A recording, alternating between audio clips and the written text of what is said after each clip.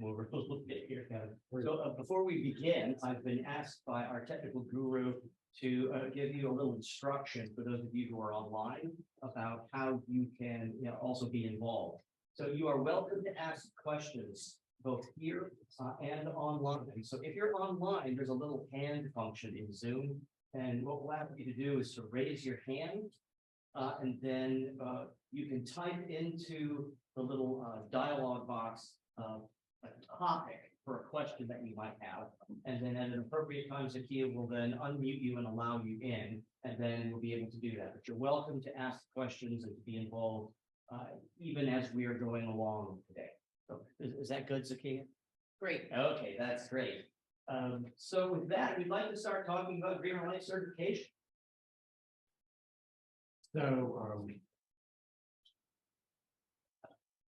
So we're going to introduce what the Greener Life means. We have a thing called Greener Life Club, which has been in the works for some time now. Many of you are members of the Greener Life Club.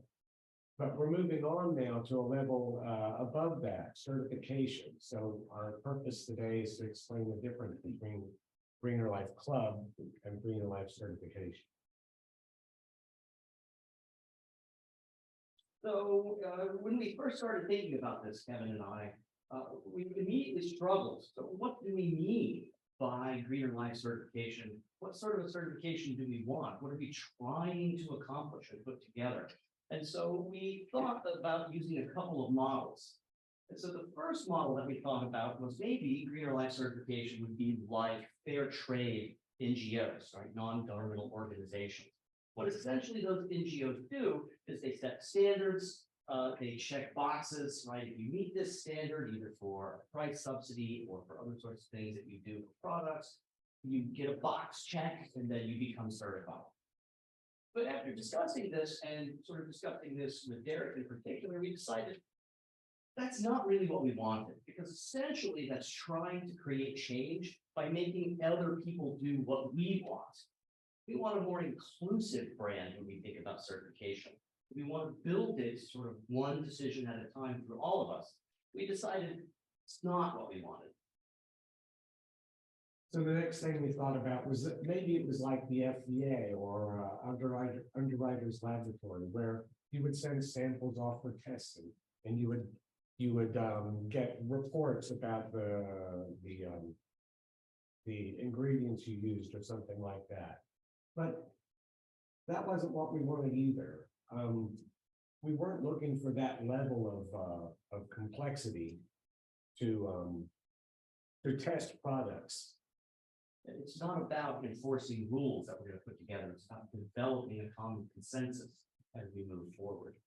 So we have a third try. Maybe Greener Life certifications should be sort of like the Better Business Bureau, right? And if you think about what the Better Business Bureau does, right, it rates companies and individuals in the marketplace based upon things like consumer feedback and so forth and so on. And it acts as a clearinghouse, right? You can complain to the Better Business Bureau that impacts your rating. So this was one of the things that we considered well.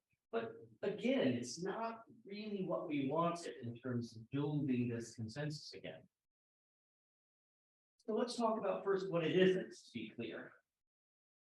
So the thing that it isn't, it's not just a checklist of boxes to check off of a list to make sure that you've satisfied some external standard. It's not a set of standards that we're going to impose on you. It's not about the green life. It's about the greener life. And so it's moving toward a vision of 4 basic principles that have guided us in our work. It's not one size fits all. So the solutions that you come up with may be different from the solutions that you come up with. And so we're excited to see what you come up with in the way of ideas to promote these 4 essential values. And finally, it's not a top-down organization. We're not the king of, I'm not even the prince. Not even the prince. We're not here to shake our fingers at people and tell you need to do this or that. We're here to help you, to guide you, to shape a brand which will appeal to a large swath of consumers. Let's talk a little bit about what it is then, for people sort of about the vision that's being advanced here. What we're trying to do is build a brand, right? An identity that you can use in your business. And when you use it in your business, you also help build this brand. So what we're going to do is it's a sort of a combining of brands. This brand of certification for sustainability, coupled with the brand that you have for your products, and then it's a good business decision as well as an important value decision in terms of what we advance. It's going to center then on this community that we're going to put together to promote the values that we share. So, as Kevin mentioned just a moment ago, it's about living a greener life. So it's going to be how we can sort of take a step towards what we're trying to accomplish rather than meeting some artificial standard.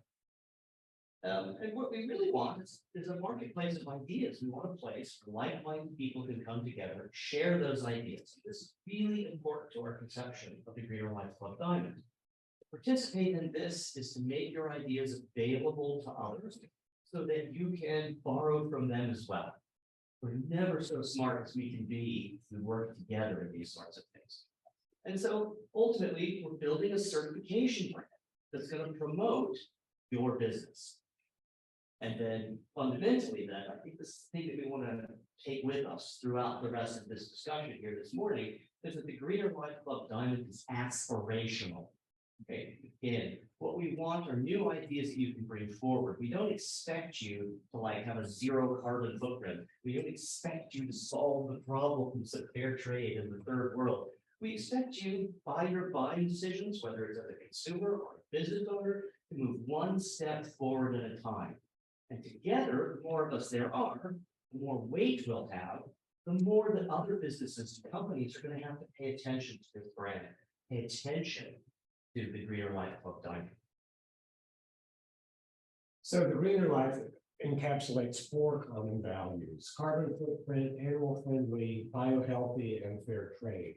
And so we're going to go through each one of the quadrants to explain in a little more detail what each one means. And before we do this, so what our plan here is for each of the 4 quadrants, we're going to consider a couple of ideas that you might think could be a way to sort of advance towards certification. Because what certification requires is that you demonstrate your aspiration to improve in each of those 4 quadrants. So we're not telling you you have to do the things that we're about to discuss. They're just sample ideas. But we want to talk about these ideas and how we might think about them, how some of them might sort of work more than others. And we definitely want you to tell us what your ideas are. And so feel free to jump in during this presentation if you have questions about what we're saying, or if you have ideas of your own. That's exactly what we want. I think Kevin's going to start us off here. So the first quadrant is biohealthy. And you can imagine that it wouldn't be much of a brand if you produced toxic things to put on your skin. So we're going to start there. We've got to have products that are going to be safe for human consumption or human use, or safe to use on the skin. One thing that you may not think about is that everyone is different. So some people make a claim like, oh, I used that and it made my skin break out. But lots of other people didn't break out from that. So we're looking for products that are going to be healthy for a wide variety of people, but we keep in mind that people are individuals, and one person might have a problem with a product that other people have a problem with. So one thing that you might think about that would promote this biohealthy vision would be skin safe ingredients. Another might be certified organic ingredients. That's a big thing. And the third is there's a lot of people interested in natural ingredients. So we wanted to throw some ideas up as an example of things people might think about in each of the quadrants. But of these 3, one of us, Mark and I, have talked together, and one of them seems less good than the others. Maybe we would give some pause where there might have to be some back and forth. Can anybody in the audience give an idea of which of these 3 might be the one that would give us pause? natural. Ah. That's the one we chose. Can you just say why you think natural is the one that There's we? no legal definition of natural. You can go chip rocks out of the side of the mountain, grind them up and throw them in your soap from right next to a diesel plant. They're natural. So there's no legal definition for natural. There isn't a definition. There's no of- non-legal definition for natural either. Yes, agreed. And I get on a hobby horse. I can give you just example after example of things like rattlesnake venom, opium, Arsenic, cola. arsenic, all kinds of things that are 100% natural, and yet you would not want to eat them or put them on your skin. So we're going to have a substitute for that third one. Perhaps hypoallergenic would be a good way of promoting the greener life by a healthy quadrant. And so what we're hoping is that, again, we don't expect you to necessarily have something and say something about skin safe ingredients. This is one possibility, right? And so don't get too hung up on our examples. This is just to sort of get your juices flowing. What are the sorts of things that I could do in my business or in my life that could advance these sorts of things? These are just some examples, and we want to sort of cue you in, as it were, to some of our thinking about how certification might work in terms of the things that we would be very happy about and things that we would need a little persuasion with. I want to also go back and talk about natural. There are people out there that want natural products. We live in a great age where there is so much choice available to consumers. And if somebody wanted to buy all natural products, I would have no problem with them exercising that choice. And if your business is to cater toward people that want all natural products, there's nothing wrong with that. But it wouldn't check this quadrant of the greener life diamond. How are you going to find out whether things are skin safe? The chief place that I'm going to point you is this place, the Consumer Ingredients Review. This is an industry-wide body that reviews all of the literature on cosmetic ingredients. And then they write 50-page reports with 100 citations. They don't do actually experiments themselves. They review the literature and condense it all into a tight package. It's written in jargon that you're never going to understand. But at the end, when you scroll through the 50-page report, you'll find at the bottom, there's a conclusion. And the conclusion is written in language that you can understand. Even me. So you can go to this website, carsafety.org, and you can actually look up the ingredients that you'd like to use in your products. And you can get those 50-page reports, and you can scroll to the bottom, and you can read the conclusions and decide for yourself whether that is an ingredient that you want to use in your products. Kevin, we have a question. How would hypoallergenic work when so many oils or butters are nut-based? So the chief thing with hypoallergenic is labeling. So I have a serious allergy myself. And the important thing to me is not to impose on the rest of the world that they should never use the thing that I'm allergic to. But I would just like to know, when I eat something, does it contain something that's going to cause me a health problem? And the only time that I run into problem is when I eat something that hasn't been labeled, and I have to make a guess as to what's in that particular meal. Well, Kevin, is it fair to say that hypoallergenic does not mean won't provoke any allergies? Correct. Just means that fewer people are allergic to that particular thing. So you can even have a brand where we're the nut company. We make soap out of nuts. That's the only thing we use. You could have that company, and then somebody that was allergic to peanuts wouldn't buy your product. Or you could have the side product that, the one non-nut soap that you have in your inventory. It's a good point. I think one of the themes that's going to emerge here, especially over the conference generally, is our emphasis on transparency. One of the things that's required for Greener Life certification is that your processes and your engagement in the world and the marketplace generally needs to be as transparent as possible. It's one of the biggest problems. I mean, if you imagine how many problems would go away in this world if people were just transparent about what they were doing. So do we have more questions, or if you have suggestions about how you might think about being more bio-healthy? There are either people in the Zoom verse, or please, Victoria. We had circumstance where we were looking at a commercial property to rent for production. And had mold inspection done. And found that there was mold everywhere, including on the plywood that they laid a new roof on just a couple months ago.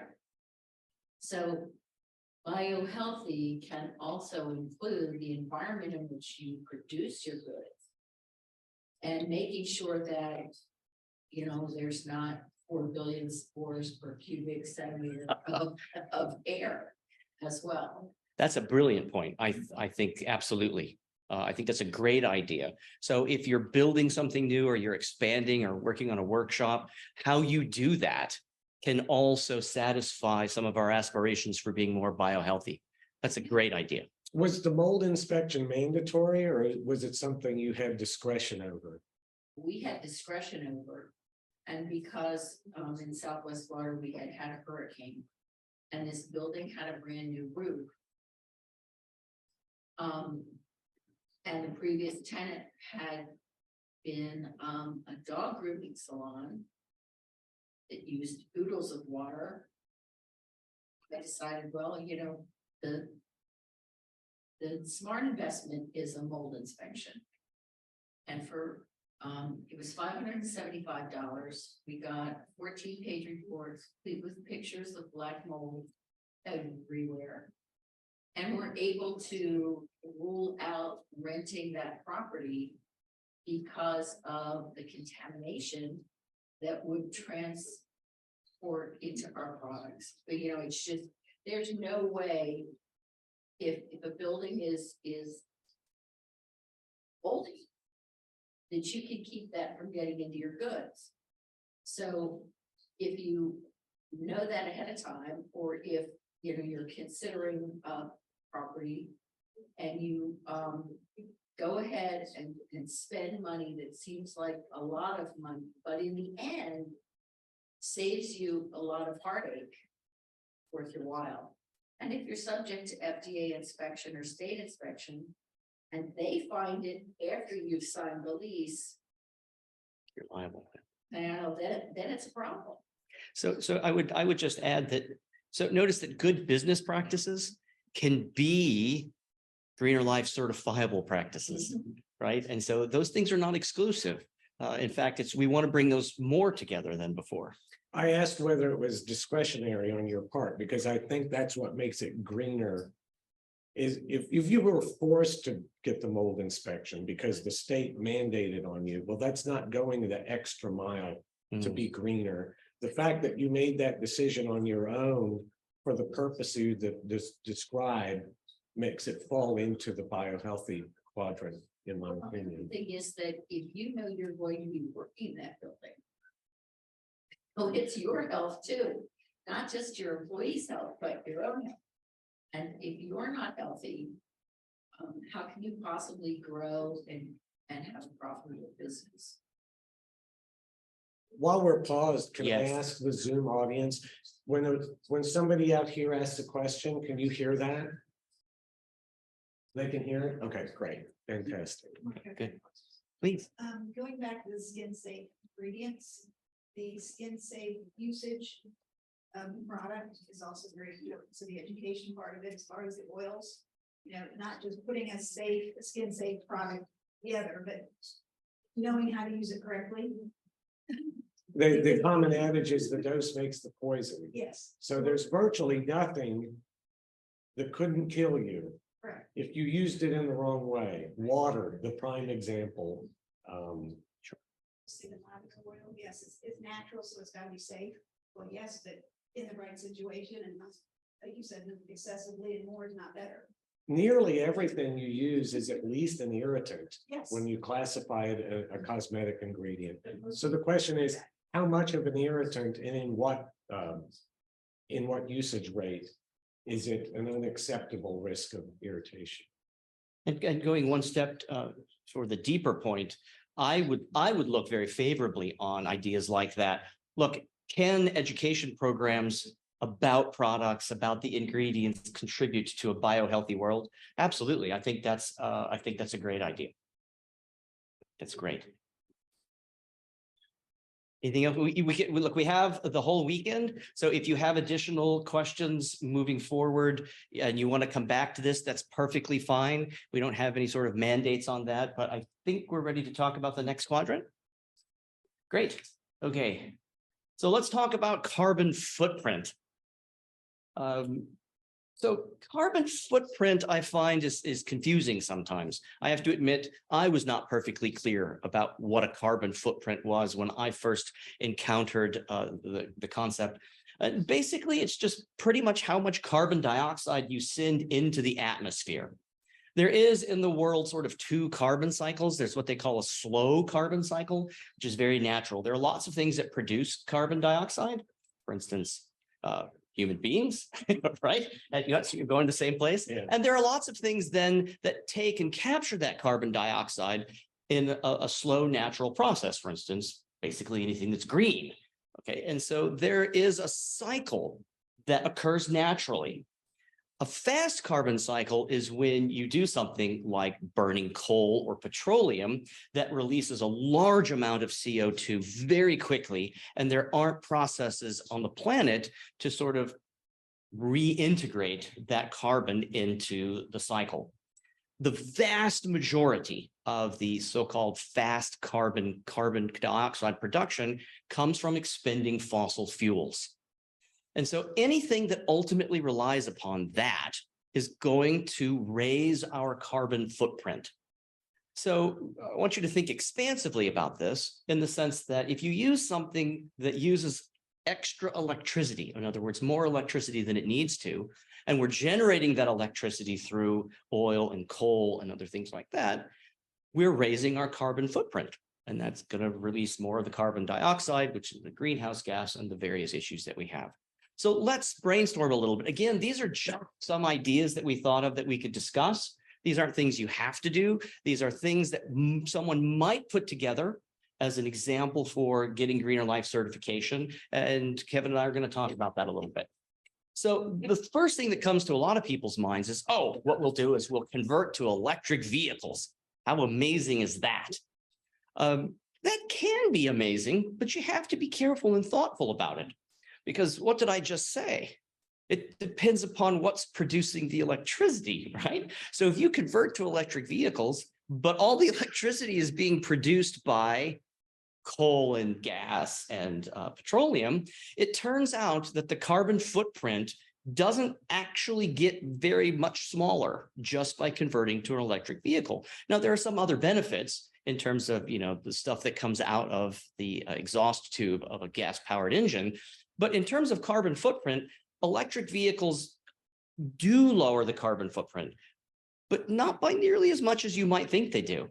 Even better would be something like moving away from electric vehicles entirely. Is there something that you can do in your vehicles, sorry, any transportation sorts of things? Like, so if you're in a city, can you do things by bicycle or by public transit? Can you do things such that you can have fewer trips per day in terms of things that you do? Even lowering one car trip a day is probably going to be more impactful over the course of a year than switching from a gas-powered engine to an electric vehicle. I know that's probably surprising, but let's continue to talk about another idea. And one that seems pretty straightforward. Stop washing your clothing in hot or warm water. We now have even organic natural products that wash clothing very well in cold water. So if we're not heating the water, we're not consuming electricity produced by fossil fuel burning places, this actually has a measurably statistically significant reduction in our carbon footprint. Might be one thing that we do. Similarly, if you have the ability to dry less in a dryer, because you can either hang dry or you have other opportunities, that also can be a pretty significant savings in terms of the carbon output. one of the favorite ones that people often give me as well, what we'll do is instead of using plastic bags, which uses petroleum, we'll use paper bags when we go to the stores, grocery stores, whatever the case might be. And that's going to be amazing. That's a possibility that sometimes people talk about. So I'm sorry. I also forgot. One of the biggest fast carbon cycle producing modes of transportation by a long way is air travel.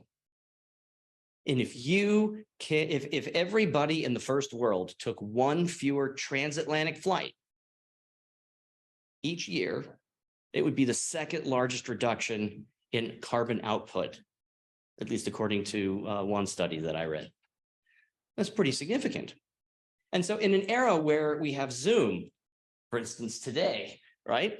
The degree to which you can do those sorts of things is a degree to which you can lower carbon footprint. So let's play a similar game. So we have a couple of possibilities. Electric vehicles, right? Whether we're going to convert to electric or not, washing in cold water only, using paper bags instead of plastic, avoiding unnecessary travel. These are some interesting ideas. There is one of them, however, that Kevin and I are a little sort of skeptical about. Anybody want to take a guess what you think that might be?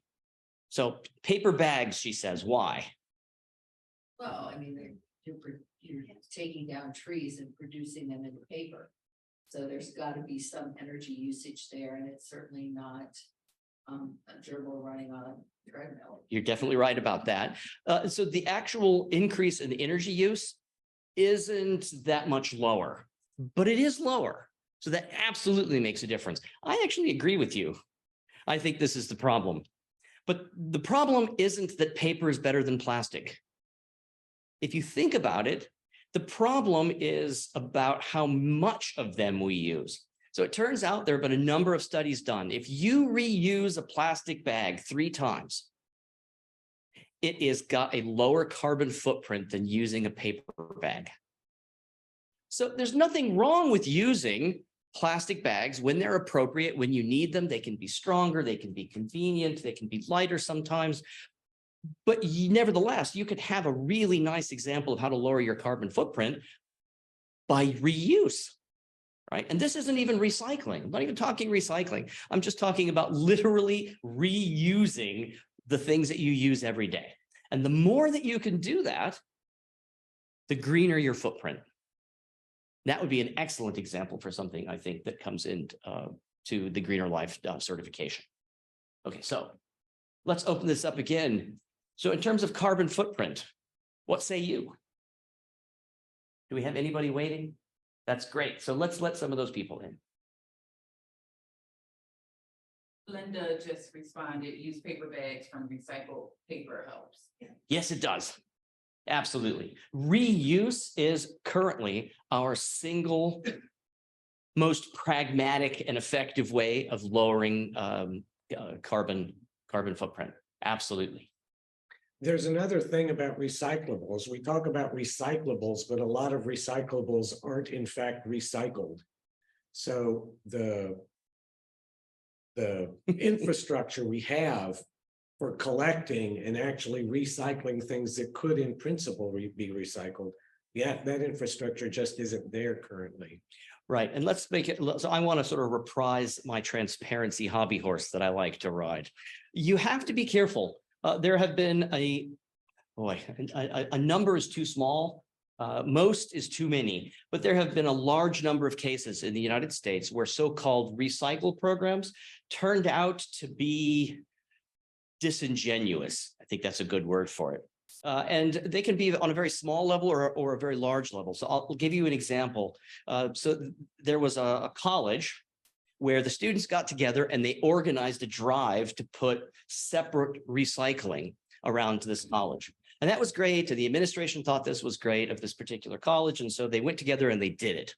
And then after a year, however, what they found out was that the buildings and facilities people were collecting all of these, keeping them separate, and then dumping them all into the same trash heap because they did a calculation, and given where they were, it was too expensive for them in terms of college expense. Okay, so notice transparency matters. It's nice to organize this, but you have to follow through transparently to make sure we're actually taking a step forward in these sorts of things.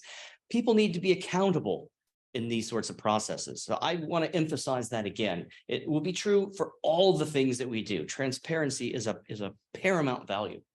So I want to, are there additional questions, comments? Do you have ideas? Please. This is kind of a roundabout way, but when you said about air travel, we purposely don't order from Amazon, which sounds very strange, but everything is in such a timely manner and it gets there so quickly and it costs so much and it's quote free, but it's not free. It's not So free. we get everything by around as they can, because in that way, I know I've done a little bit, because we are in the middle of nowhere, so we have our own carbon footprint problem to get to civilization in the first place. Right.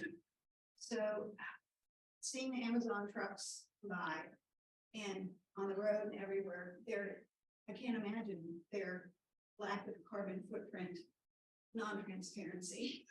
So Think about it. I think that's a good idea. Yeah, I think that would be something we would look upon favorably for certification, What they actually spend, even if it is on an EV vehicle, right? getting things there in the quote timely manner because they've trained us that way. Again, that's a really good point. So let's say that somebody like Amazon or UPS converts to an electric fleet and gee, see how green we are. Are they? Right? I mean, so just saying that you're green is not sufficient. This is a part of what the Greener Life Club is promoting, but it's what the diamond is really focusing on. We need to be transparent and hold people accountable for these claims. You can say anything you want to in many cases in the market, and that doesn't mean anything. Okay, but this is why certification is required to build and protect a brand that's going to be meaningful for the consumers. So I'll have a chance to talk about this tomorrow as well. But yes, and then the last thing I want to add to that is notice you might think, okay, so one small company in Virginia is doing this, right? Until it's 2 and 3 and 4 and 5, right? Making those buying decisions one at a time, they accumulate, right? And as they accrete, that's how this gets rolling. So we want to empower people one buying decision at a time. This is what the diamond's attempting to do. Yes. I would say, we're stuck on the ways that we've been done this is we reuse our packaging. So many times when we buy our ingredients and they're in bubble wrap, we sanitize, clean those off. Right. And then reuse them and then only use like paper threads that are recycled and the corns, the starch, peanuts and things like that. And we're not a big company yet, but we've been able to not ever buy bubble wrap and just have enough to reuse. And That's amazing because that's petroleum. Yeah. And So you've just lowered our carbon footprint. Yeah, so reusing it made a lot of sense instead of just, got it, even though, our brand, is not one that people would want bubble wrap in their packages. So we're just very transparent. Right. To our customers that we need to reuse this instead of just throwing it away. I think that's brilliant. And, again, it's to the point earlier that Kevin and I were making that being green doesn't mean not being a good business person, right? They can be the same thing. That's part of what we're trying to do. There's an example from the manufacturer of the Model T Ford. Ford specified when he ordered parts that they come in crates of a particular size and shape so that he could pry those crates apart and use the wood as the floorboard in the Model T. He did that not because he was some kind of greenie, but because it was a good business decision. Yeah. He didn't have to buy that wood. It came in the crate. I think one thing that's not ever talked about is the fact that corporations such as Walmart build these large buildings and then abandon them. And so while it may not look like carbon footprint, the reality of it is that the building itself, the creation of the building establishes a carbon footprint and then they walk away from it. And how's, who's holding them accountable? Sure. Certainly not, I don't think the stockholders are. Controlling family likely is not. But in Florida, there are over 60 abandoned Walmarts. So I don't think for our purposes, talking about Walmart or Amazon as a negative turn it into a positive. So what about a company that bought an old Walmart and turned it into a thing? Reuse, right? It would be nice to be big enough to buy an old one. But Derek So does someday, Derek does this all the time. He bought a Coca-Cola plant, a disused Coca-Cola plant. Instead of building a new building, he repurposed an old building. And while you're not there yet, it doesn't have to be a whole Walmart. It could be a historic home that was going to be torn down. You can, and we're putting it on you. Go out in the world and find something that you can do in your business at its current scale to push the ball forward. you can also participate in initiatives, community initiatives to repurpose and reuse dilapidated or disused buildings or properties. And those sorts of initiatives, I think, contributes to the greener life. We would also be open to that. I think that's also a really good idea. But you point to, I think that's an important issue. I agree. Well, I think it just seems that that a lot of thought is put into where to put them, but once they don't seem to be profitable. It's a discard, it's a build and discard economy, yeah. They talk about fashion being something that is frivolously non-reused, Right, if we will. right, Buildings can also fall into that category. right. I mean, so, but remember, and I think this is at the core of what we're trying to build here. So why is women's clothing not expected to last more than a year or so? And you might think, well, it's because they designed it that way. No, no, no, no, no, no. It's because that's what women want. They want the new fashion. They want the new clothing. Well, all right. But if we could persuade men and women, right, one person at a time, you know what? It's fashionable to wear something many more years. That's going to make a huge difference. That would make a huge difference. If you think that can't happen, just look at what's happened to jeans. You buy new jeans that have slits cut in them. Oh, I know. They look like old jeans, you know? Why not just wear old jeans? It was good. Right. No. Please. To be clear, you are not anti-plastic. No, You are use it when most reasonable or required, but not avoid it. of course. Such as the whole, I will say, lip balm issue. Look, I love Cardboard living, tubes that Right. leak in your purse and melt in the car, right. where you just, there are. It has to make sense. You live in Alaska, okay, or Minnesota. Okay. In Florida, you don't think a cardboard lip balm tube is gonna be your #1 seller after somebody buys. Absolutely. So you're not on an anti-plastic agenda. No, No. and plastic is actually not exactly on the carbon footprint scale, because carbon footprint means putting carbon into the atmosphere. Making a plastic thing Actually doesn't- takes it out. that doesn't get burned, doesn't get into the atmosphere, and that's specifically, but the production does. Right. So think about this, think about a lip balm in a cardboard container that gets thrown out after 2 uses. Well, that's also, a plastic container would have been actually the green solution if you're gonna throw that lip balm out because the cardboard didn't work. Right. And I think the question also goes to the point that would be nice to be clear about. I don't know about you, but I love electricity and indoor plumbing, and I love the internet and the things that we can do. There's nothing about the greener life that says that we're not supposed to live well, right? It's the reverse. It's let's live well. Let's more of us live well and better by just having reflective practices. And so I'm not anti-plastic. I'm not anti-capitalist. Greener life isn't anti anything, right? It's pro greener life. That's what we're talking about. Let me jump in a second. Sure. Something, my wife and I got our first electric vehicle in 2012. We're on our 5th electric vehicle now.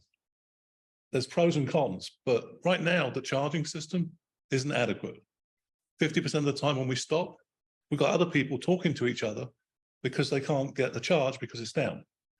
Think about the time wasted, people at charging stations, all sorts of variables. We're about to get our sixth car, which is Fisker Ocean One. It's got solar panels on the roof. That changes the dynamic again. All we're asking with the Green Life certification is you make an effort, you share the results of that effort, and everybody learns how to really lead a green life. As long as you're trying, you're going to be certified, as long as you're a business or an individual. I just wanted to throw that in. We're really experiencing the pros and cons of electric vehicles. Oh, please. We have a few questions. Great. How much carbon does it take to make an electric vehicle and then dispose the batteries? Okay, so the short answer is a lot. And the long answer is, I don't know. So I should be really clear about that. What I do really like about the question, though, is that it's sensitive to the fact that, especially in things like electric batteries, solar panels, a lot of the things that go into those have to be disposed of. It's a relatively new technology. We're talking just a few decades. And we actually do not have an adequate means to dispose of just the solar panels that we built 30 years ago. There are heavy metals in there. There's similar sorts of things in batteries. I mean, I think Kevin knows more about those than I do, certainly. But those absolutely need to be sort of included in our thought process. Do you want to say more about batteries? There is a thing called cradle to grave. So where people add up all the inputs for an item, electric vehicles are big on that list. So if you just Google cradle to grave app, cradle to grave electric vehicles, it's not something that we've looked into, and I want to put this on you. It's not for us to look at Right. these various inputs and make a decision that this is what counts and this what counts, this what counts. It's on you to articulate, we're doing this thing for this particular reason, and this is the evidence we have that it's going to move us down the road, so to speak. Yeah, that's exactly right.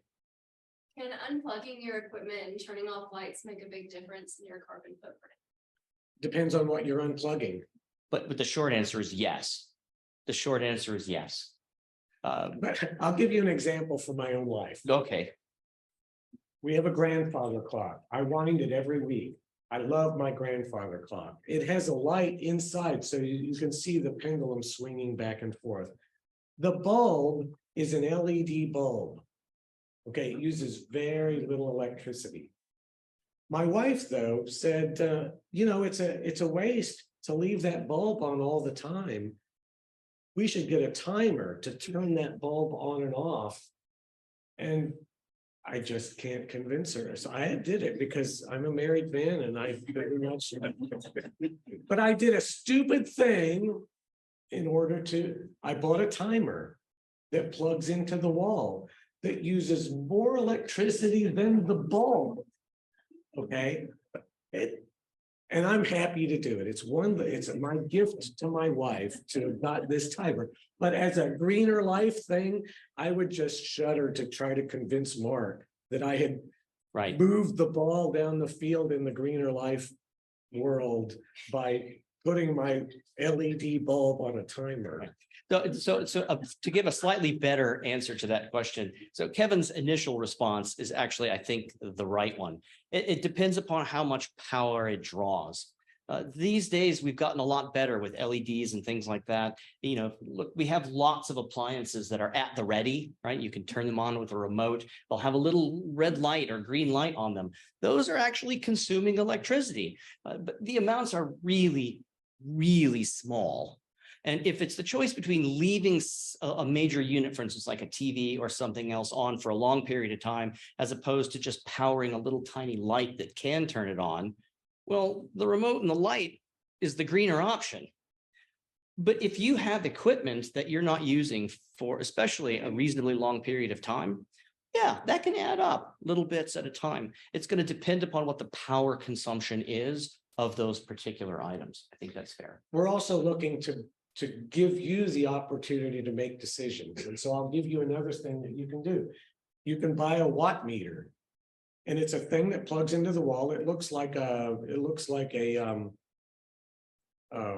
surge protector. Plug it into the wall. You plug the thing you're interested into that, and it keeps track of how much power that thing uses over a particular amount of time. I did this when we bought our current house.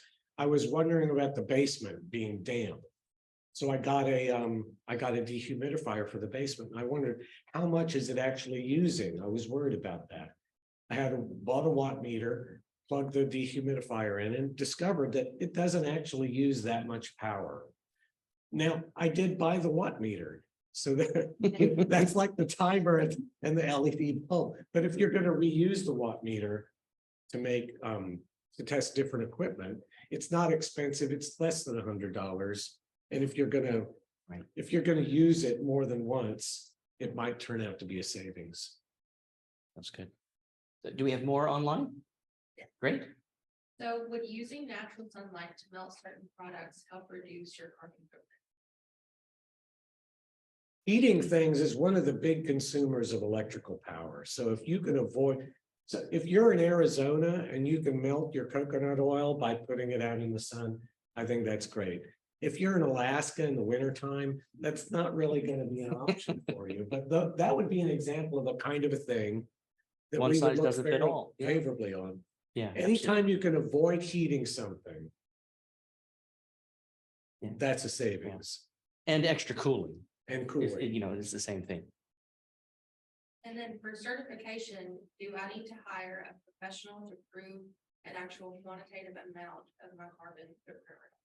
No, that's not what we're looking for. We're looking for you do your due diligence to find a thing that you want to do that's going to move you in one of the quadrants of the diamond, and then provide your evidence so it's transparent. On what basis are you making this decision? And then it's up to us to decide whether you've in fact looked into it sufficiently. So I'm going to come back to Amazon, simply saying, well, I can't imagine that it doesn't waste a lot of resources. I don't think that would pass muster. That's not enough. You're making a decision for a reason, and you need to provide your own evidence that has convinced you that this is the direction that you're going to take. I think a nice way to think about this is remember that the Greener Life Diamond is aspirational. So what we want to cultivate amongst a like-minded group of people is an attitude where being greener is in the forefront. And so we're looking for that attitude. We're not looking for box checking. We don't think you need to hire people to go, do specific testing and those sorts of things. But if we can cultivate in enough people this attitude and show that it's important, that's going to show up in how you behave. And in particular, it's going to show up in how you buy and spend your money. And in a market economy, your buying decisions are the most powerful thing that we've got, especially when we put them together. So that's what we're looking for. How would you go about telling people how to look out for greenwashing companies that you're buying from or companies that you're working with? That's a great question. It is a good question. And actually, my talk this afternoon is going to be about that particular subject. So let me defer that question. Maybe if there are questions after my afternoon presentation, that would be more appropriate, unless Mark has something to say. I'm going to sort of stamp my foot one more time about how transparency and accountability are king, right? So the question is how do we do that effectively? And so I think I'll leave. I don't want to steal Kevin's thunder from later on today. Can hand washing my equipment instead of using a dishwasher as much reduce my carbon footprint? Well, this one's more complicated. I think that a lot of dishwashers have gotten really good. And I think the consensus view is that you actually waste more resources by hand washing than by using an energy efficient dishwasher. Right. So it depends on how you wash. And so there are two things that are involved. One is how you wash, and the secondly is how important it is for how clean the wash comes out the other side. So one of the things where dishwashers are very good, far better than us mere human beings, is that they sanitize and clean much better. Like an example, I hope my mother doesn't hear this. So my mother grew up, right, hand washing dishes, and that's what I did when I was a kid. And then even when she had access to a dishwasher, that's not how we do it. But it turns out that the dishes don't get as clean, right? Because she just sort of does this and moves on. Okay, but a dishwasher doesn't just do that and move on. It really uses the high temperature and low water to do this. The biggest problem in terms of the environmental trade-off is that you use a lot more water when you wash a load of dishes in a sink than you do on average with a modern dishwasher. So I think that's a difficult question, but it's one worth asking, and it's one worth investigating even further. I don't know if you have more to say about that. I think that it's so, we're not here today to make an up or down decision on any particular Right. thing that you might do. We're gathering ideas, but when you come and say, this is what I'm doing to reduce carbon footprint, it can't just be, I'm hand washing dishes. It has to be, I'm hand washing dishes because, and then the reasons that you've put forward. Yeah, if it can't be shared, it's not going to qualify as a reason that's going to encourage other people to join with us in this endeavor. So we really want you to think about that as you sort of do the application. I was just gonna say, again, it complicates even more because I know that we also focus to their people more than machine work. Sometimes we make the trade-off because they'd rather support people in our community. Mhm. So then you've got that in there too. Yeah, again, it depends on what you need. So if you're doing something that requires your equipment, stuff that you use to be really clean to prevent contamination, cross-contamination, I think it's absolutely appropriate to use a dishwasher in certain cases, because it's just difficult to get that consistent standard in what you do, right? Sometimes there's a trade-off between the carbon footprint and being biohealthy, right? And so, but these are decisions that we're not going to make. These are decisions that we want you to make and share so that we can come to a consensus as we think about that. Just spending time thinking about these questions, I think, is good for the world. Primarily, when we're looking at applications, we're not so much going to be deciding whether you've made the right decision or the wrong decision, but whether you've thought about it and you're making this decision for a reason that's comprehensible. The greenwashing thing, I'll just make a quick point. One way that you can spot not just greenwashing, but any kind of Explain what you mean by greenwashing.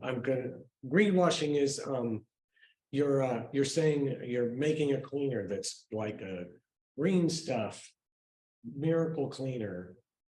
And the implication is that it's environmentally friendly or whatever, but then it's actually just the same thing that's in all the other products.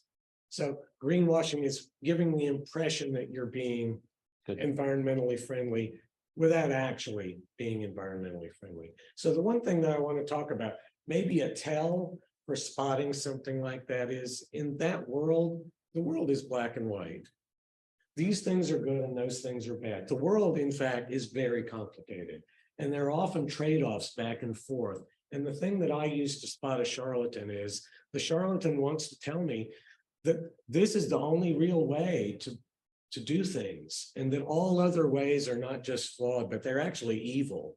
And Yeah. I raise my hackles whenever I meet somebody like that, or when I hear a message that this is the one thing that's going to save the world, and everything else is just bringing us to oblivion. I think that's exactly right.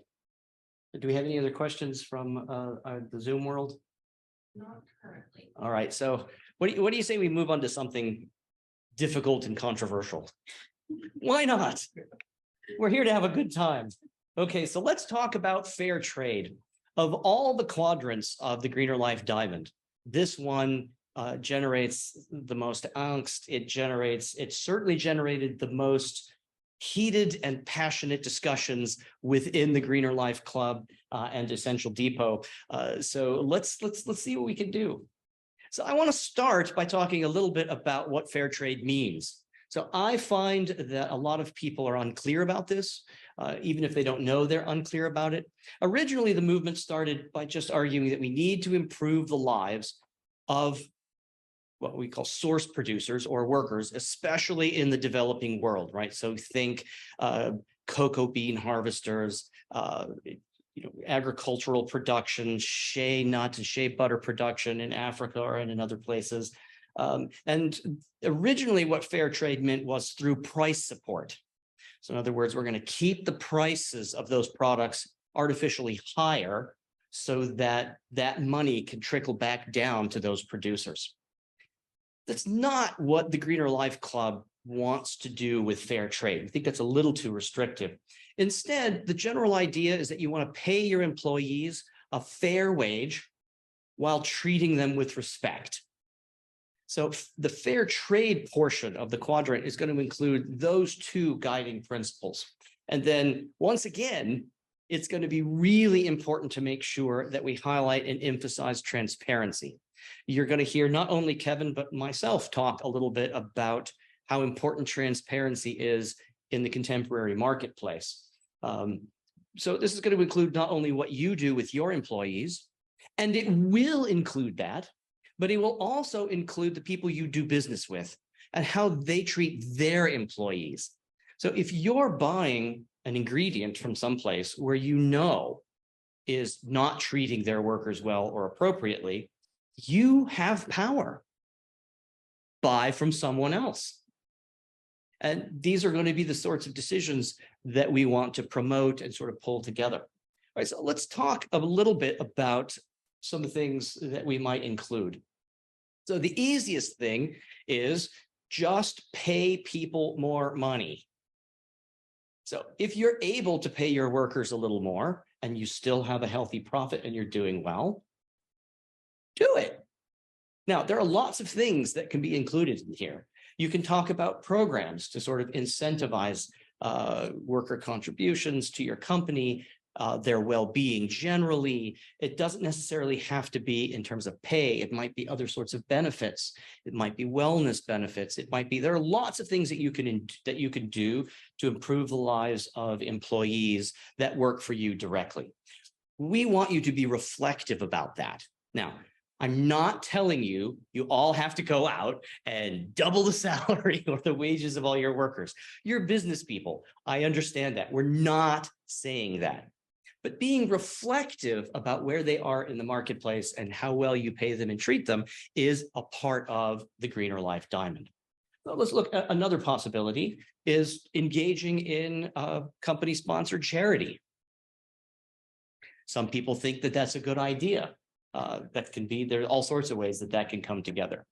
But traditionally, in other words, the fair trade concept that's a little more restrictive than what the Greener Life Diamond is promoting sort of centers around this notion of what's called a fair trade premium. And if you Google fair trade premium on Google or DuckDuckGo or whatever sort of things that you use, there's a lot of both governmental and non-governmental agencies that promote fair trade premiums.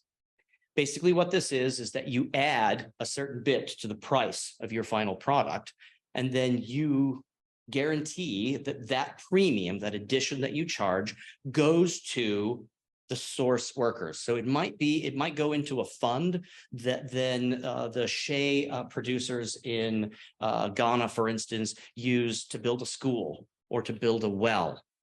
Okay, sustainability projects generally. Okay, now it shouldn't be hard for you to guess what my big worry about fair trade premiums is. Transparency. Okay, Corruption is the opposite. Right, corruption's the opposite of that, right? So we're on the exact same wavelength. So have there been a number of cases that have been exposed where people are charging a premium, they're telling their customers, look, we're giving this money to build schools, or look, we're using this to make better water sources for people. And then it turns out it's just not the case.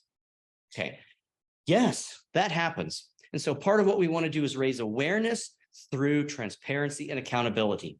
But lest you think this is a third world problem, I want to suggest to you that it's not. Okay, one of my favorite examples. So every so often I get a call from the Police Benevolence Association or the Firemen of Virginia or whatever the case might be. And the first question I always ask them, because, Mark Height, will you please sort of give us your support and send us $100? And the first question I ask is, what percentage of the money you collect actually goes directly to the charitable organization? And I know from asking, and I know from looking at the third-party companies that do this charity raising, the average is between 5 and 12%. You give $100 to some of these organizations raising money for police officers, let's say, for instance, to help families after a police officer have been wounded. You give $100, on average, $5 is making it to those families. Okay. I don't think that contributes to a greener life. I just don't. And so this is a part of what we're trying to build. So how do you fix that? Because there are economic incentives. Well, one, you're going to ask. And secondly, you're going to go look. Take the extra step to see, okay, are they really doing what they're saying? I absolutely believe that there are great organizations that actually do what they say. Great. Find those organizations and support them with our buying decisions and what we say about them in the world. Okay, so we're going to do the same sort of thing. Since you have a charity navigator, that's like 90% of charities. It tells you what the CEO makes. Those are great resources. That's right. Advertising. Right. They don't have, I do think that's a private organizations, not, these are like the public. Not Right. And you have to be careful, because if you get a phone call from a telemarketer asking for money, the vast majority of the time, that person doesn't work for the charity. That person works for a private third-party company that the charity hires to outsource their telephone soliciting. Sometimes they do. I have found that not nearly as often as they're supposed to, right? It's now like here at Brock now, I'm so-and-so, I'm a third-party solicitor for. Good. Well, that makes me feel better, actually. State to state, but it's never said to me in Florida. Yeah, I don't, I'm surprised. I mean, we live in the same state. I often don't hear that. So, but you're right, I do sometimes. And if I wanted to be a scammer, I would just get a phone number and call people up. And I wouldn't give it, and I would tell them that 80% of it, you still have to check. Yeah, right. It's not enough just to get Right. a phone call. That's right.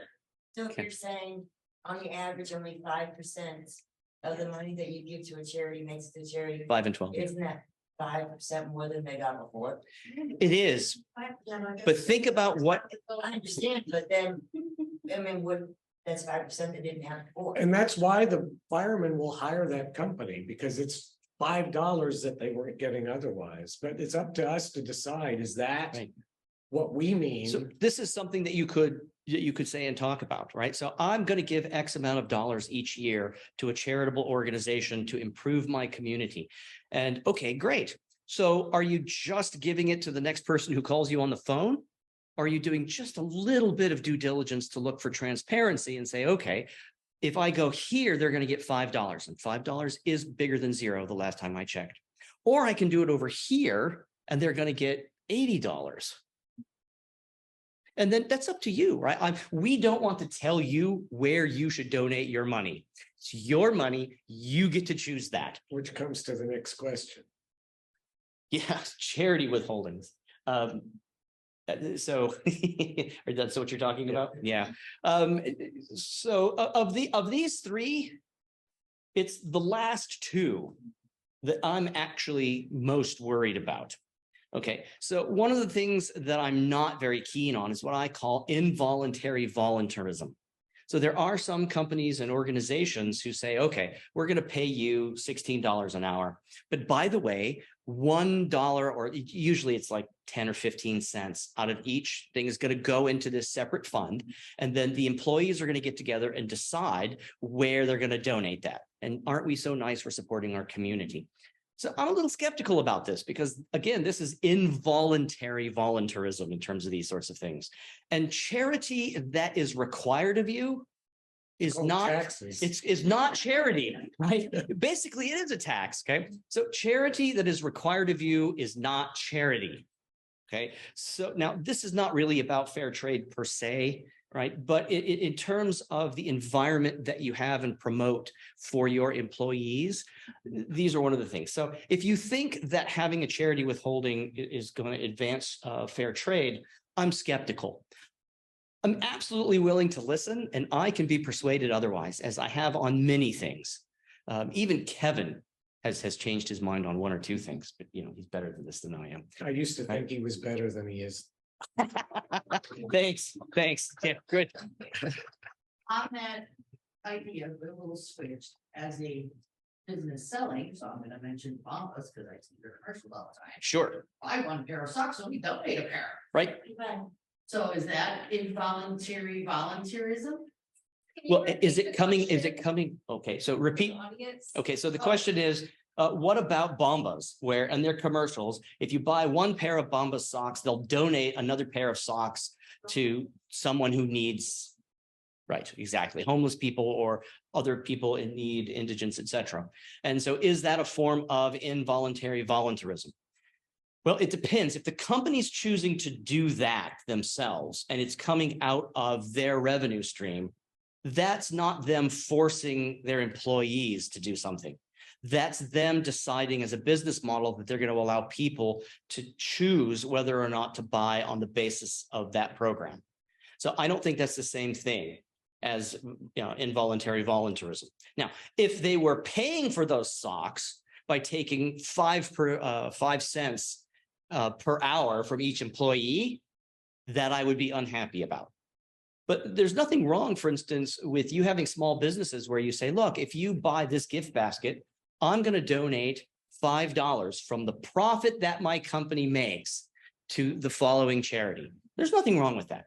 Right? That's great. That's community minded. That's good spirit. Except that the tax write-off comes to the company, not to the customer. In other You're right. words, if the customer made a contribution to a bona fide charity, they get to take it off their tax. Yep. If you It's a good point. bump up your price by $5 and say, oh, we're gonna give this $5 to a charity. And when it's all said and done, it's coming out of your Right. tax return. You get the benefit. Yeah, how transparent is that? So if you're clear that that's what's happening, that's transparent. So look at it this way, from an economic perspective, this is how sort of the field looks at it. You're offering a service. Okay, so let's say that you've got $5 you want to donate to charity. You have two options. I can buy this gift basket, pay $5 more for it, and then know, because I trust them, etc., that those $5 is going to go to a charity. My other alternative is to spend the time to find a charity, write the check, put it in the mail, go see them, whatever the case might be. And if people would prefer to pay for that option, then okay, that's a business decision that they can make. So in other words, what companies are doing, besides sort of trying to have a nice community-minded image, they are also providing a service to make giving and charity easier. And a service is a service. You're going to pay for it. Okay. And so that's a part of what you pay for when you choose to give that way. But people like that. Ultimately, then it's on each individual person applying for certification to make the case that they're doing this thing, that it fits the fair trade quadrant, and that it's transparent. That, for example, every time you buy a pair of socks, 2 pair of socks, we're going to donate to one to charity. Only that never seems to happen. That wouldn't count. Right. You then would have to demonstrate that we in fact did follow through on that. And right. So I think I'm going to anticipate a question here. I think maybe you Kathleen sort of thought a little bit about this already. How do we tell, especially with large corporations? Okay. I don't always know. Let me be clear about that. So what are we advocating here? It's aspirational. Okay. Take 2 steps. 1, think about that before you make that buying decision. And then secondly, if there's something reasonable that you can do to find out, do that. Okay. Is it going to be foolproof? No. Are there going to be companies that are going to have schemes and organizations that are going to be able to basically corruptly pull the wool over your eyes? Sure. Right. This is not about having the perfect green life. It's about taking steps towards a greener life and moving towards fair trade by the decisions and the attitudes that we bring. And so I'm not worried about changing the world tomorrow. I'm worried about changing the world one person at a time through these decisions. Because that's how it's going to work, if it's going to work. Okay, so we have questions? Would rebatching then offering to the community for a lower cost or free than the fair trade quadrant at all? I don't see that as a fair trade issue. Yeah, it seems like that would be a That could good, be a, well, but yeah, I don't think that's about paying a fair wage and improving the respect of workers. Although it might be a really interesting and innovative business idea. That's a good idea, it would be community minded. I don't think that's going to help this particular quadrant. there might be lots of good things that you could do in Yeah. your business that don't speak to one of these four quadrants. Right, I would see that as one. right. Yeah, I think that's right. That's an excellent question, though, by the way. Is there another? Okay, so I'm just gonna, before we move on, I just want to once again mention, like, under those fair trade premiums, transparency is king. I just cannot emphasize that enough. A premium, if it's well done and honestly done, I think can be a very good thing. And I believe and have seen some examples of fair trade premiums do great good for improving the lives of especially source workers around the world. But just because someone says it's green and fair trade doesn't make it so. In fact, that's part of the reason that we have to have the Greener Life Diamond to begin with. Okay, so are we ready to move on, or is there another question? Okay, please. Thank you. I am a small business which mainly does vendor markets, consignments, and community events to sell my products. Although this discussion seems to be driven towards larger companies, what can the small businesses with 1 or 2 employees do to make a difference for the greater good and a greener life? You want to start? So one thing is, even though you're a small business and you may have only a few employees, it's also about your buying decisions. What are you choosing to buy and where from are you choosing to buy them? And on what basis are you making those decisions? Yeah, I was actually going to say the exact same thing. If you do just a little bit of work in terms of where you get some of your ingredients, and you know a little better about how those companies treat their workers, that counts, right? Because companies that provide those materials to you will respond to that kind of consumer demand. But it means you have to make your decisions that way. So one of the things that you might do very simply is, if you have a company and you're worried about whether or not they're treating their workers fairly in terms of an ingredient that you're bringing in, reach out to the company the next time you're about to make an order and say, you know what, I'd like to know a little bit more about how you treat your workers before I place this order. If enough people do that, I assure you, they want to make money. They're going to change, or they're at least going to address that issue. This is how this process is envisioned here. Well, please. Can't you also, as a small business, take excess inventory and donate it to a bona fide community charity? So, Sure. so that, the backside of it is that you're not a huge corporation, but on the other hand, 50 bars of soap to a food bank reduces the food bank users outlay for something as necessary as soap, and frees up that $3 for something else. Right. Yeah, I think that's true. And I think that's a great idea, by the way. I'm not sure it speaks to how we pay and treat workers. But if that person who goes to the food bank is paid $12 an hour working in a fast food It effectively raises their income, right? company, yeah, it does, it changes the dynamics. This is an example of the kind of conversations that we want to have. Need to One person have. at a time. Each time somebody applies for certification, we're going to have conversations like that. And either the certification team will be convinced or they won't, or they'll say, well, that's really, have you thought about this? And maybe we help you to shape what you're doing to make it better. Right? No, please. So and then to add to that is what if like we sometimes pay our employees to go to community events, we're still paying them an hourly wage, even though. You know, it's really a community involvement, so maybe that is where that may fall. Into the, how you treat your employees better. I'd be willing to consider that. I'd be willing to, I want to see a little bit more about the details, but that could be a value add to worker pay. I mean, one of the, if you take sort of an introduction to economics course, one of the very first things that you learn, right, is that profit isn't about dollars, right? Profit's about adding value, and it's called economic profit, and they don't mean money, right? There are lots of things that contribute to value and well-being and profit that extend beyond an individual dollar. So yes, I think that that would be interesting. I'd like to hear more about that.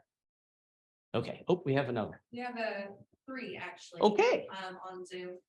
So could one company express fair trade differently than another? We expect that that's gonna be true. But wait, we got a better answer than that. The answer is already yes.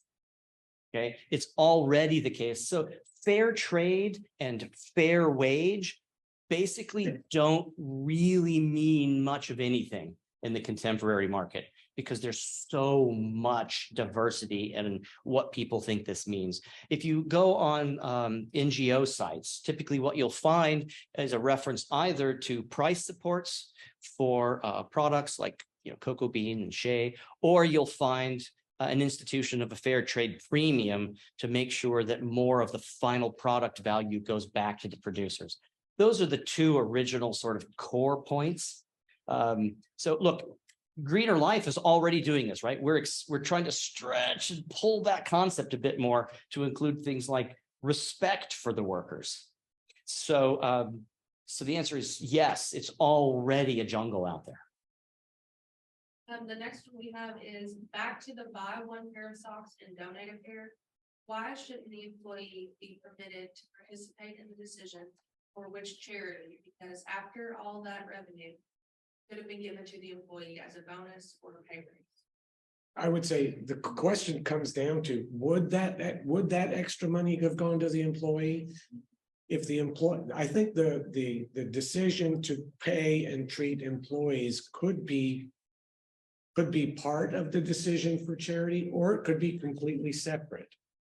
So I don't think there's anything wrong with allowing employees to decide where charity goes, provided that the money that goes into the charity is actually charitably and voluntarily given. My objection is to organizations that, look, if you're going to sign on and work for me, I'm going to take a certain amount of your paycheck to put into this charity program. Those are the ones that I quibble with.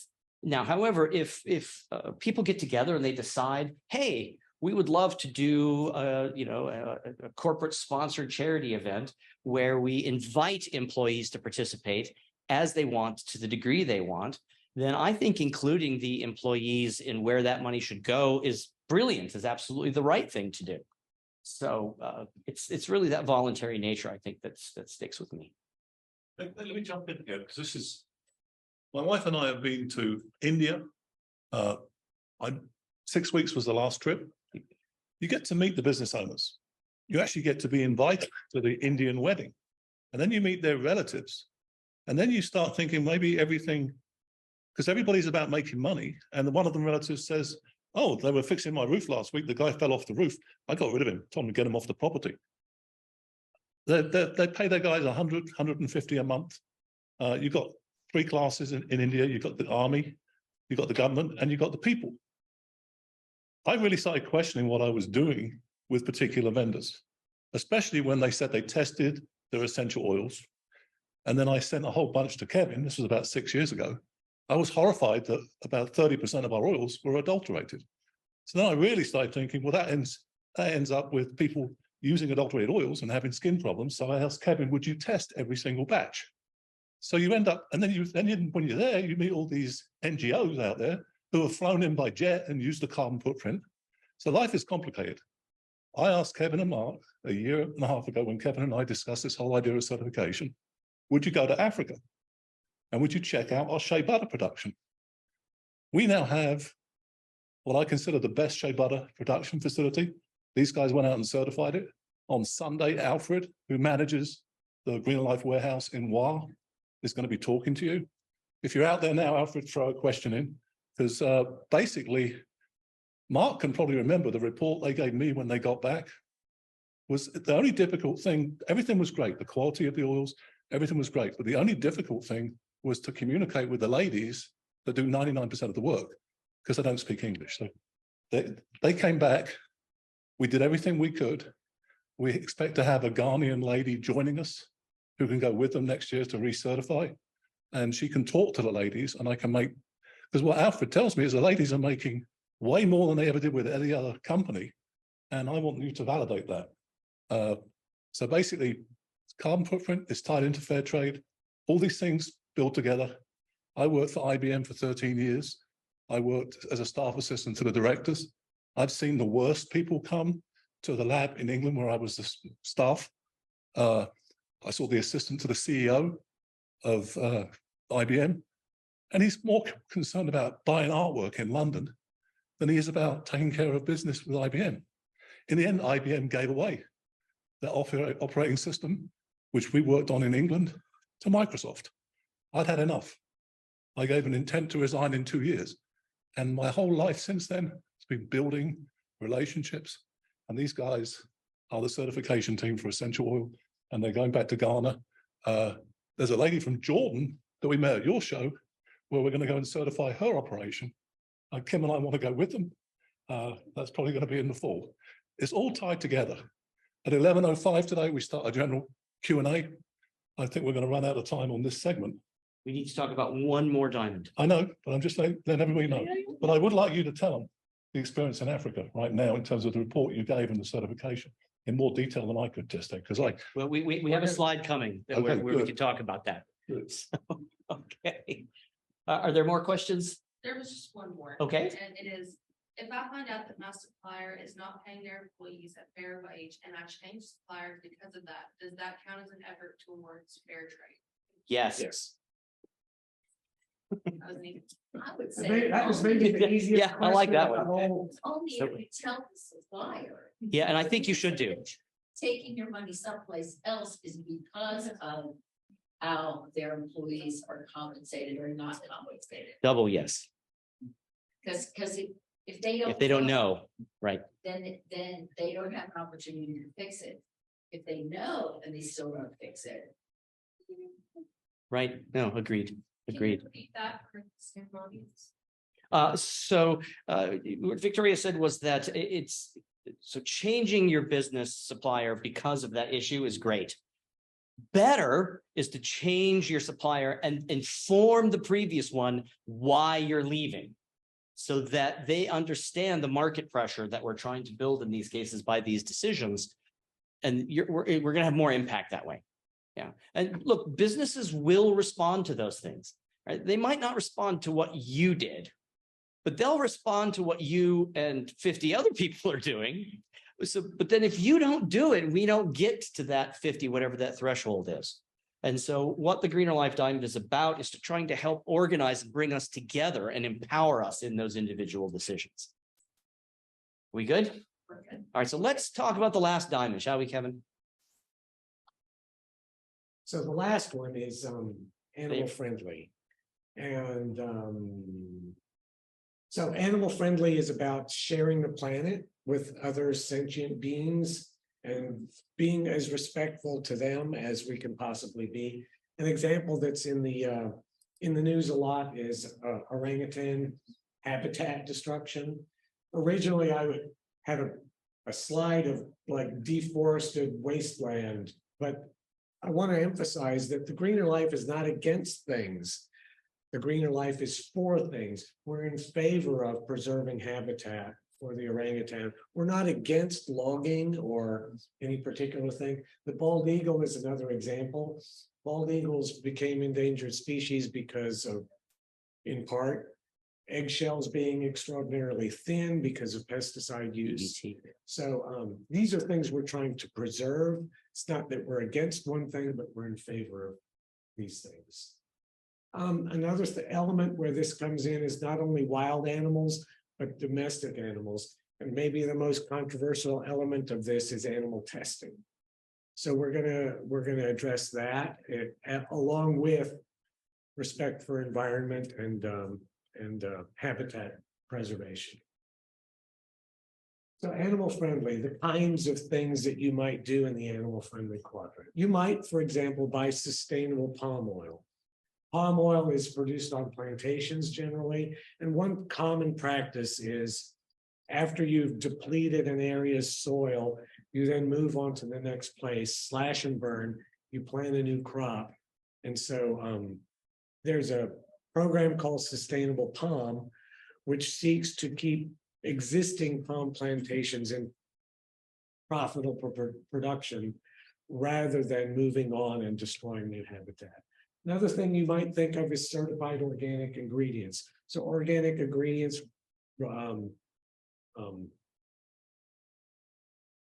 decrease the use of pesticides. And one thing that I want to point out, it's not enough just to say certified organic. That is a protected term in commerce. So there's a program by the Department of Agriculture which certifies companies to be certified organic producers. Finally, there's a thing called the Humane Cosmetics Act that's before Congress right now. That act seeks to reduce the amount of animal testing.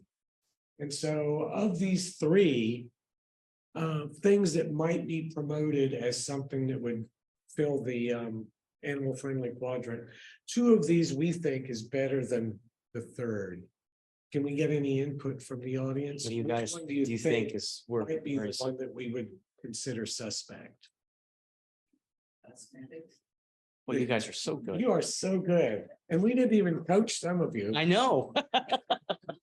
So I'm not arguing against the Humane Cosmetics Act. I'm not.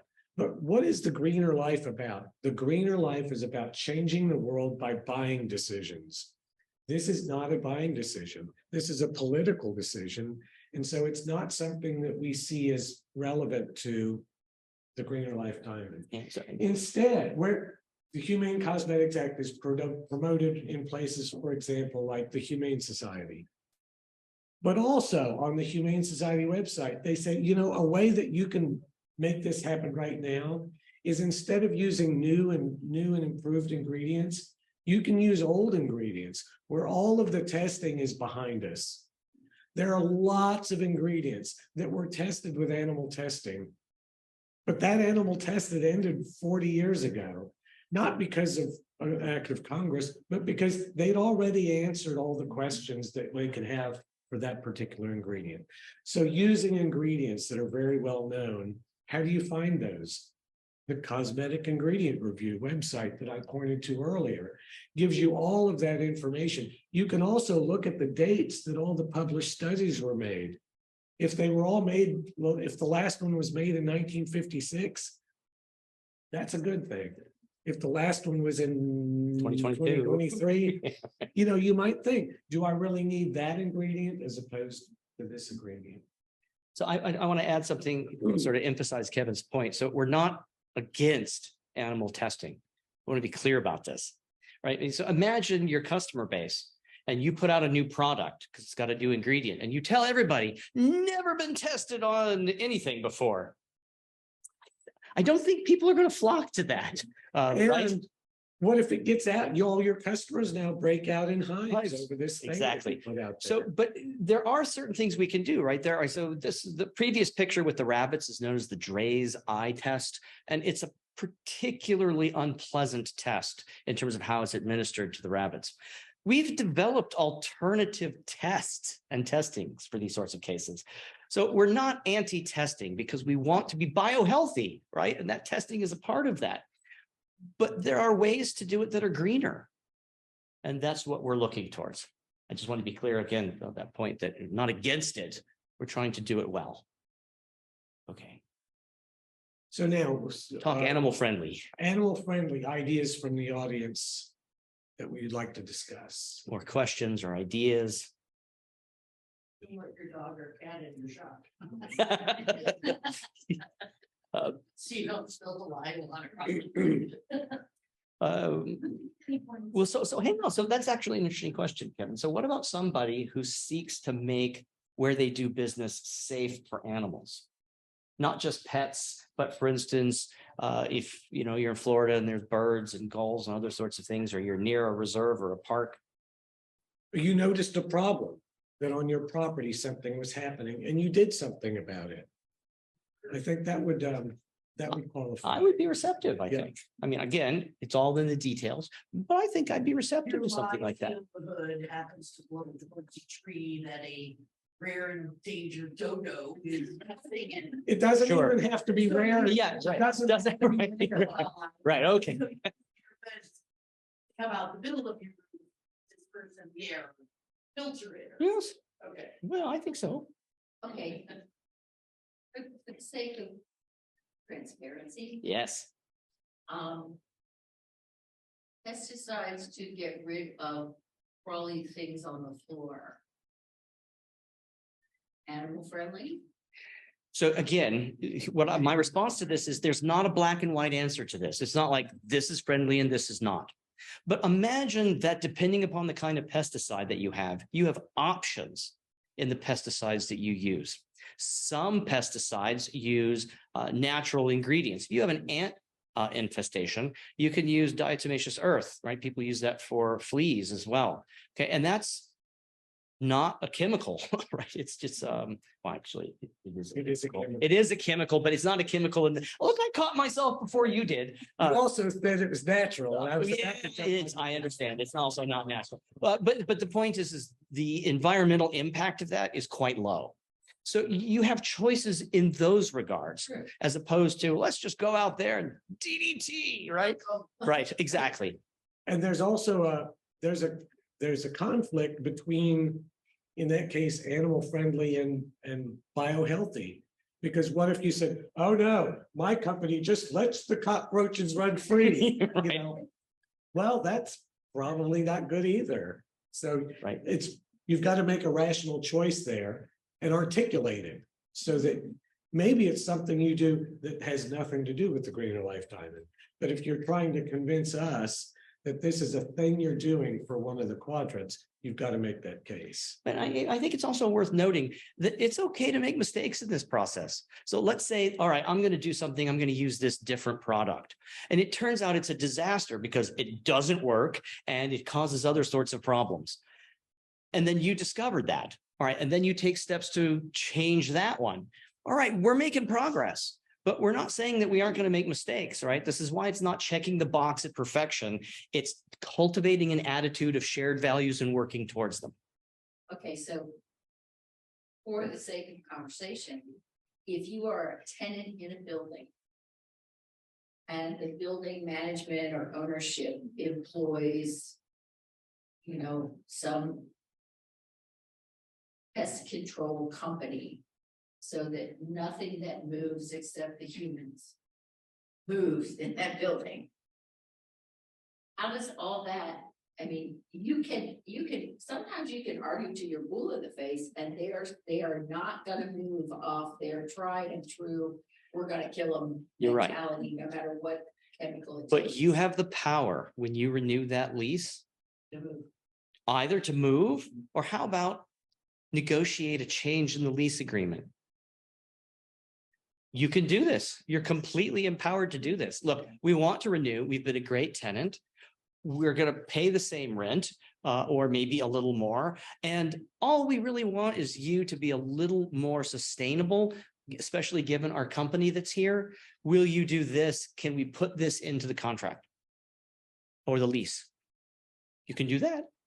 Would it fit your certification if I changed from testing on my cats to testing on my husband?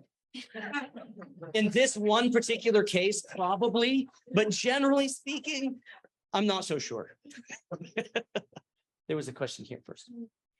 First of all, as far as what you can spray inside, we are pesticide free in our gardens, and I've told you this before, you know, the good bugs fight the bad bugs, and nature does what it wants out there. Right.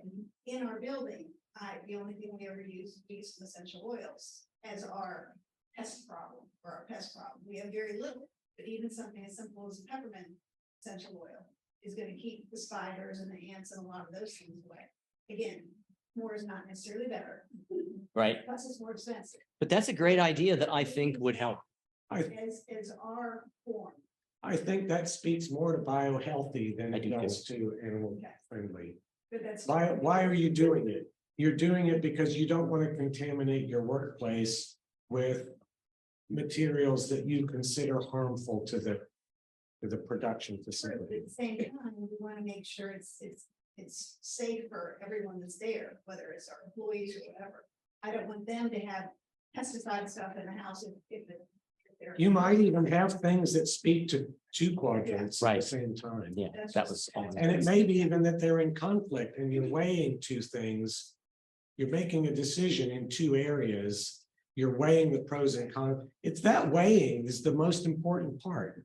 That you're not just blindly making purchases. You're- Yeah, see, we're a butterfly, that's an animal. we're a Butterfly. Oh, what's that? So we have that too, so we're very careful about what we do and don't do. There's a variety of things. So that's a great example. I had a big honeybee colony in a tree, and the honeybees weren't that bad, but upon occasion they would swarm and do stuff. And I had lots of students coming back, and so they were in a not a good place. It was high traffic around them, and so I got the college to relocate the hive, and they did.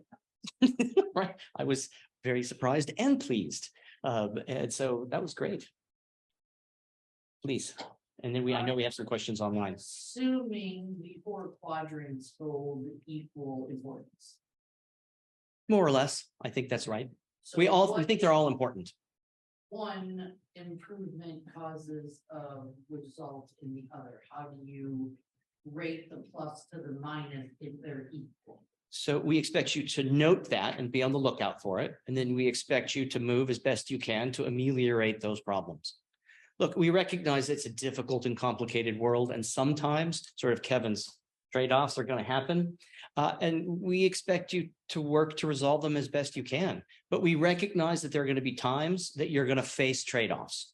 Facing a trade-off, if you have the right attitude and you are committed to the values, is okay. You can still be certified under the Greener Life program. If that's the case, if you're transparent about it and you're telling us what you're doing and why. Something Derek has pushed us on is that there's no amount of carbon footprint that you can do that will allow you to leave one of the other quadrants completely unaddressed. Right. The Right. carbon credits don't count. They count, but Not the same kind of carbon credit. you can't do enough of one thing to ameliorate doing nothing in another. Right, yeah. So you can't be great in 3 of the quadrants and then do nothing for the 4th one and expect certification. We want you to be doing something, to be thinking broadly and holistically about these. Okay, so I know we have some online. Let's go there. Alfred wanted to say greetings from northern Ghana, and he also had a question. Some organic certification organizations prohibit animals such as cattle, sheep, goats, etc., found in shade picking areas. What is your take on this? So first of all, it's great to have you with us, Alfred. I had hoped actually that he was going to be here in person. It would be great to meet him again.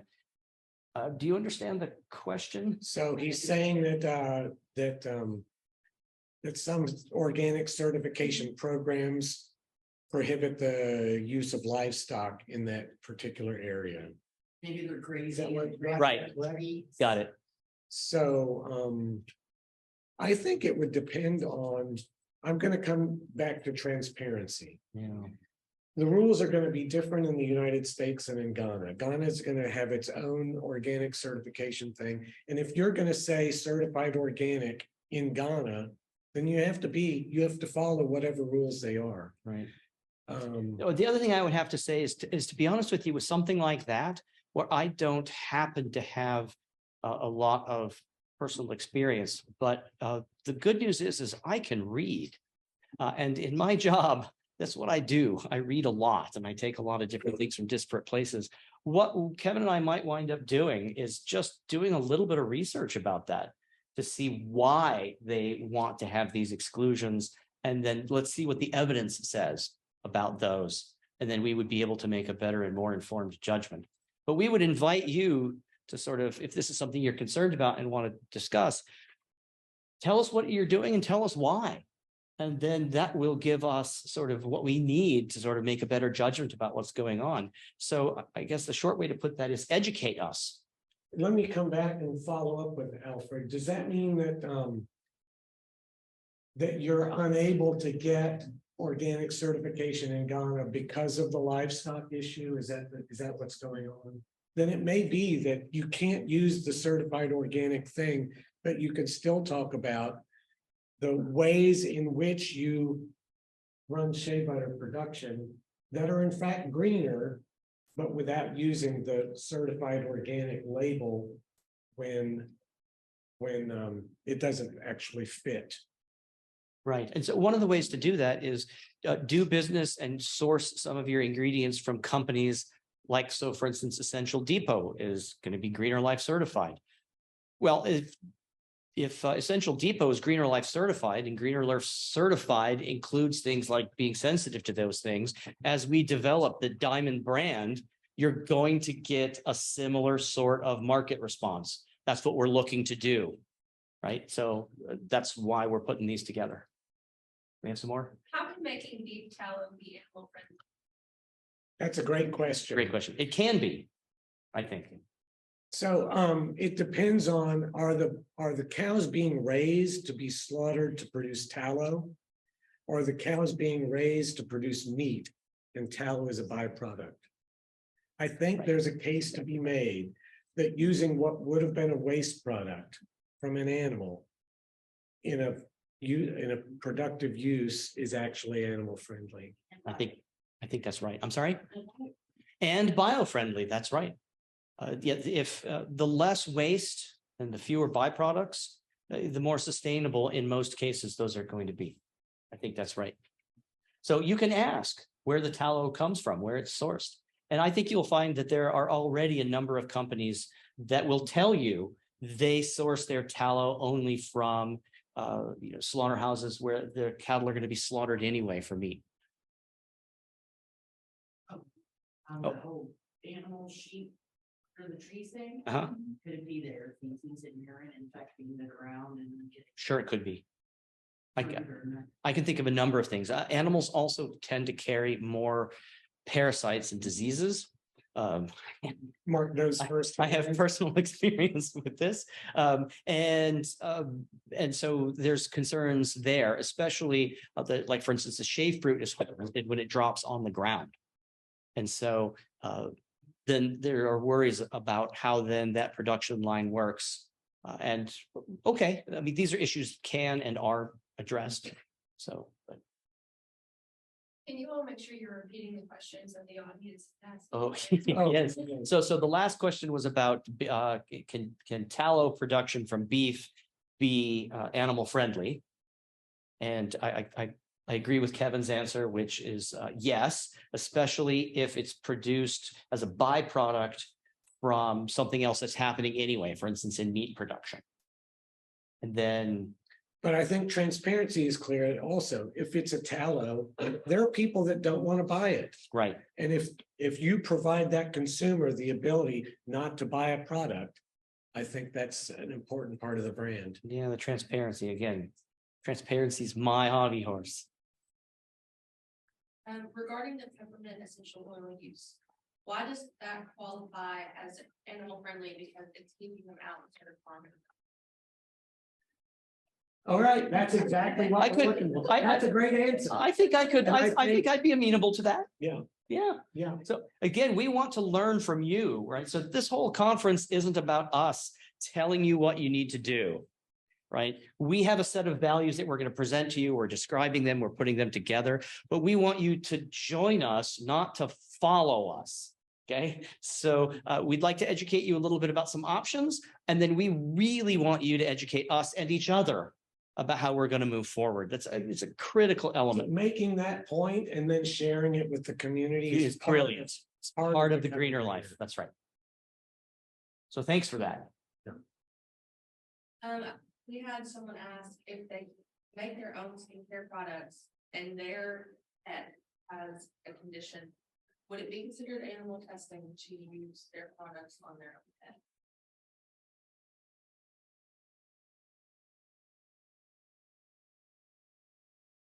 We're gonna I'll tell you what, we're gonna take a break because 11:05. Well, you don't let Kevin off the hook. At least I'm let him letting off answer the the hook. question. At 11:05, we have a general question. Kevin, myself and Mark will be behind the counter. Dave Perdue was going to be here too. He's driving in because he had an emergency with his wife. And he's actually driving in for his session and driving back to Toledo. So the three of us will be behind the desk here. Any questions? Now, the audience, I'd like you to come back at 11 because we've got a little presentation we want to do at 11 o'clock. So Sakia, you can take us offline.